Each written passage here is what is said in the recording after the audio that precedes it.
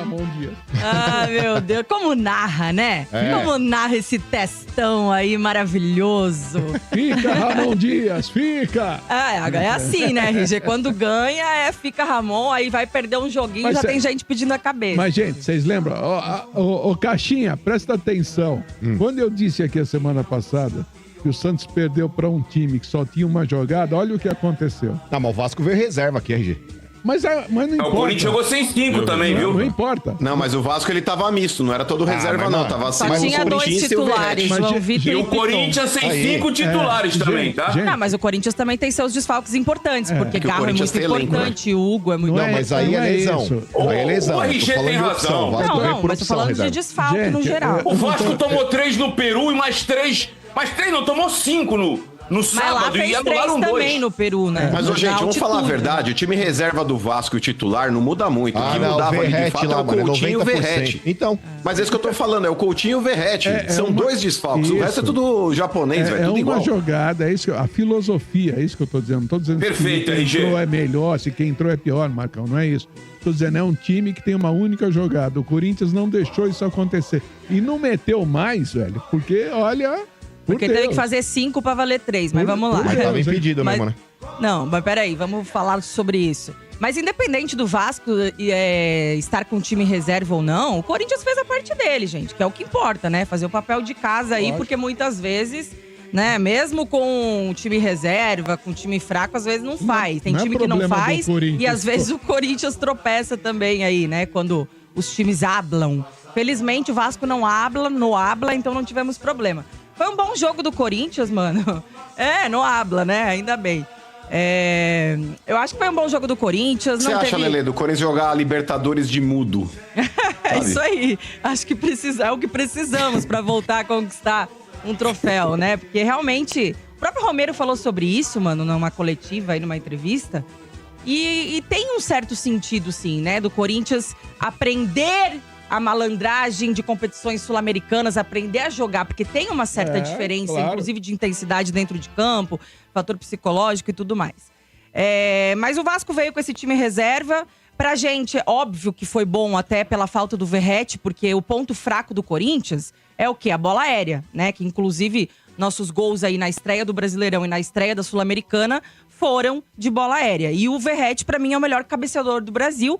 Não jogou, o Vasco não assustou o Corinthians, não tivemos problema nenhum. Ele entrou no segundo tempo, Entrou no até segundo acertou tempo. a trave, né? Teve aquela jogada da trave, né? Mas assim, o primeiro tempo, mano, muito tranquilo, né? O Corinthians conseguindo jogar até de uma certa forma, de uma maneira fácil. Ali, 2 golaços os primeiros, tanto do Yuri como do Memphis. O Memphis jogou demais ontem, anteontem, né? Participou, inclusive, teria participado dos 5 gols, né? Participou dos 3 que valeram ali.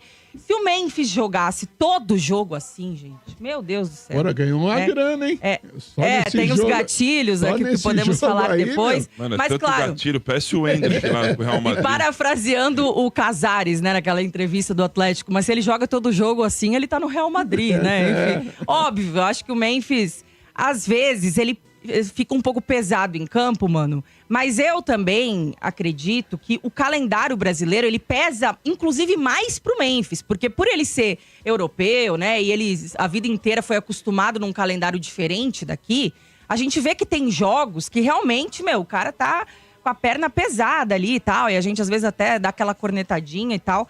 Mas sábado, olha, pelo amor de Deus, assim, jogou muito, quem sabe até foi um cala-boca pra CBF, né? E pra falar, ele fez uma entrevista no final do jogo onde ele fala, né? Porque ele tomou um pisão lá durante o jogo. Ele fala, pô, a CBF, em vez de estar preocupada em melhorar, em qualificar a sua arbitragem, né? A questão que interfere diretamente em todos os jogos, está preocupado com o jogador subindo em cima da bola. Foi pisão mesmo. E tomou um pisão, E o Lelê, sim. não só ele, mas o Coronado também, viu, Lelê? Inclusive por falta de capacidade do Daronco, que a gente vai falar daqui a pouquinho dos erros de arbitragem, tanto ele quanto... Eu não sei se vocês estavam com retorno lá na transmissão, Lelê, mas mas tanto o Coronado quanto o Memphis são desfalques na partida de amanhã do Corinthians, justamente por causa dessas soladas que eles tomaram. E o Daronco nem falta deu. O do Coronado ele toma um pisão ali no tornozelo, no meio campo, e o Memphis ali na entrada da área. E nos dois lances, por incrível que pareça, o Daronco não deu falta. Absurdo. Agora, só com relação ao que vocês estavam falando aí do Corinthians ter melhorado, Lelê, pra mim passa pelo Ramon Dias, o RG. E não é agora fica Ramon e quando vai mal, fora Ramon.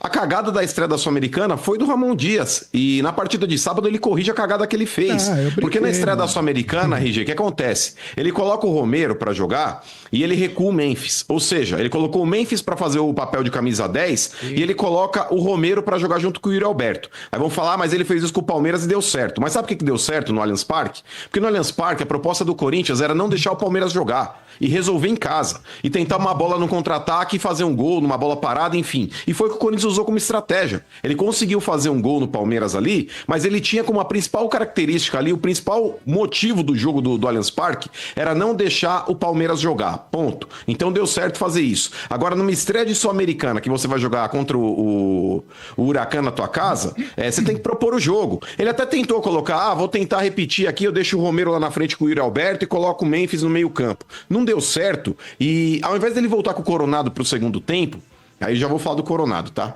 Mas que comecem a falar.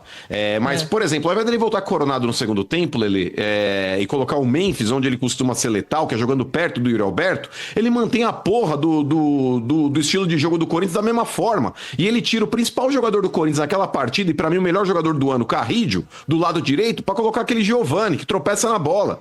Então ele cagou na escalação, RG, e manteve a cagada, ao invés de corrigir o erro. Agora, na partida contra o Vasco, ele escalou o quarteto mágico ali com o com o Ranieri, com o Carrídio, com o Bidon e com o Coronado, e na frente Memphis e Yuri Alberto. O Coronado ele não jogou bem, Lelê? Não jogou bem. Porém, eu acho que falta pro Ramon Dias bancar o Coronado como ele bancou o Yuri Alberto ano passado, quando o Yuri Alberto tava mal.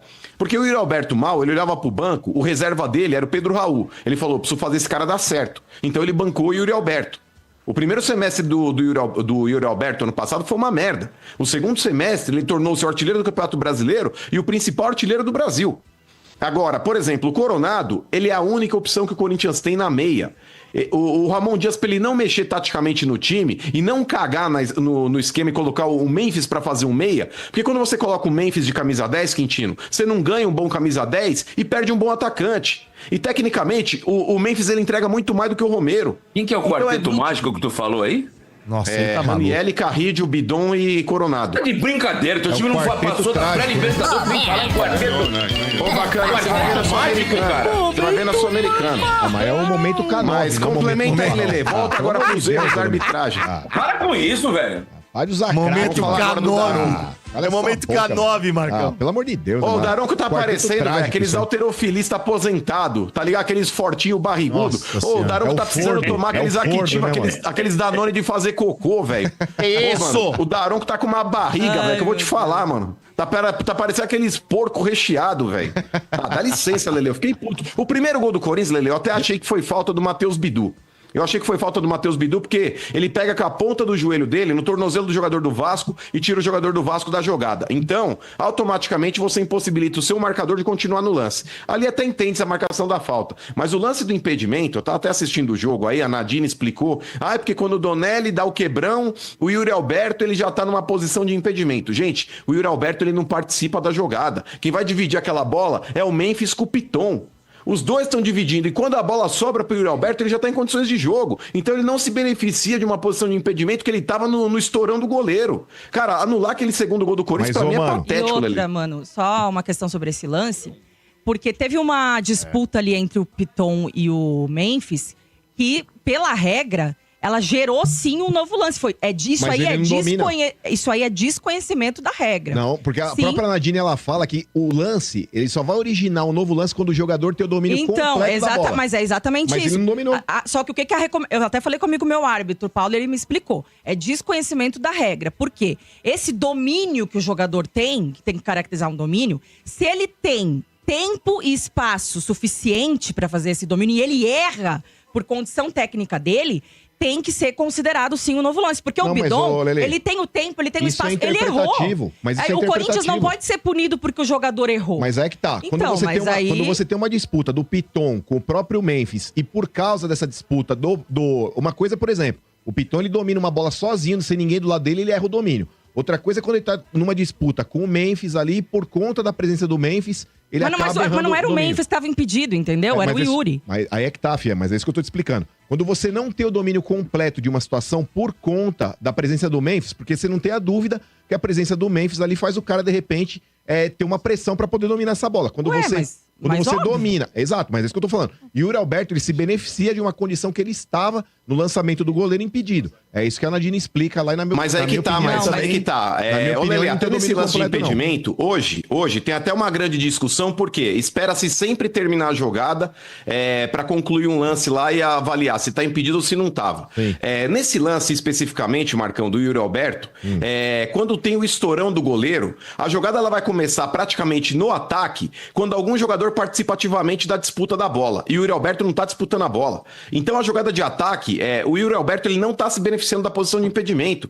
A posição de impedimento ele estaria se beneficiando se ele fosse dividir a bola com o Piton. E não foi mano. Foi o Memphis, é isso que eu falei, o Memphis e o Piton. Mas aí, o estourão do goleiro, mano, é o que deu origem à jogada. A bola chegou no ataque por conta desse estourão. E o Yuri Alberto, quando ele pega esse domínio errado do Piton, ele acaba se beneficiando da posição que mas ele o Marcão é originalmente ridículo, impedido. porque a jogada, o Yuri Alberto está secundário numa jogada que possa ser avaliada como impedida. Se o Yuri Alberto tivesse, por exemplo, brigado pela bola ali junto com o Piton, concordaria 100% com você. Sim. Agora, a partir do momento que na hora que existe a disputa entre Memphis e Piton, o Yuri Alberto já está 2 passos à frente do último jogador do Vasco. Então, de maneira alguma, ele se beneficia de uma posição de impedimento, gente. Mas beneficia, não, mano. eu também acho que não. Acho que é exatamente isso. E o Piton, ele teve, como diz a regra ali, ele teve o tempo e o espaço necessário se ele quisesse brigar pelo domínio. Ele errou. Só que aí o Corinthians não pode ser punido por um erro técnico do jogador, entendeu? Então, pelo que o Paulo mesmo explicou, desconhecimento. Até porque ele falou assim... Na Europa, eles não anulariam esse gol. Eu duvido que anulariam esse gol na Europa. Duvido, Eudó, mano. Duvido. É difícil saber, né, mano? Mas, aliás, chegou o Sombra. Boa noite, Sombra. Oi, boa noite. Só sei que o Corinthians tá errado. O Mano, né? O pai é o Trica. Paga um pau, quem é líder aí?